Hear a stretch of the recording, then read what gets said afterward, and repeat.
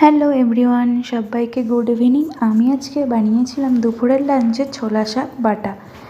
তো সেটা আমি কিভাবে বানিয়েছিলাম সেটাই তোমাদের সাথে শেয়ার করলাম। এখানে ছোলা শাকটাকে ভালো করে কেটে ধুয়ে নিয়েছিলাম।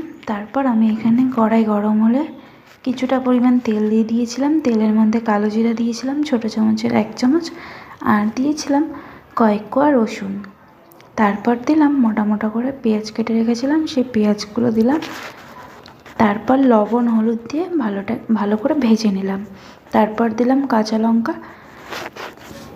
আমি একটু ঝাল বেশি খাই, তার জন্য আমি কাঁচা লঙ্কা একটু বেশিই দিলাম। আর বাটা হোক বা ভর্তা, এগুলোতে ঝাল না হলে মজা লাগে না। তো আমি এবার এগুলো ভালো করে ভেজে নিয়ে এবার আমি ছোলা শাকটাকে এর মধ্যে দিয়ে দেবো।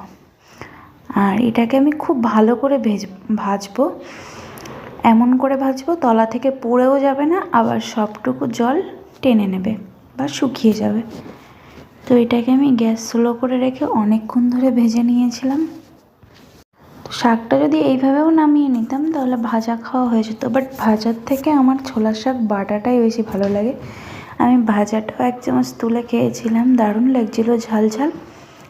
তো এবার দেখো শাকটা আমার ভাজা হয়ে গেছে। এবার এটাকে আমি নামিয়ে নিলাম আর মিক্সারে বাটিতে আমি এটা দিয়ে দিলাম। এবার এটা কিন্তু আমি এখনই পেস্ট করব না, যেহেতু গরম আছে।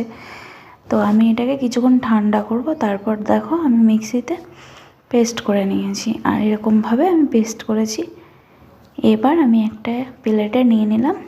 তোমরাই দেখো কতটা সুন্দর লাগছে দেখতে, খেতেও কিন্তু বেশ ভালো হয়েছিল, ঝাল ঝাল। শীতের দিনে শাক সবজিগুলো কিন্তু খেতে বেশ ভালোই লাগে, তাই না?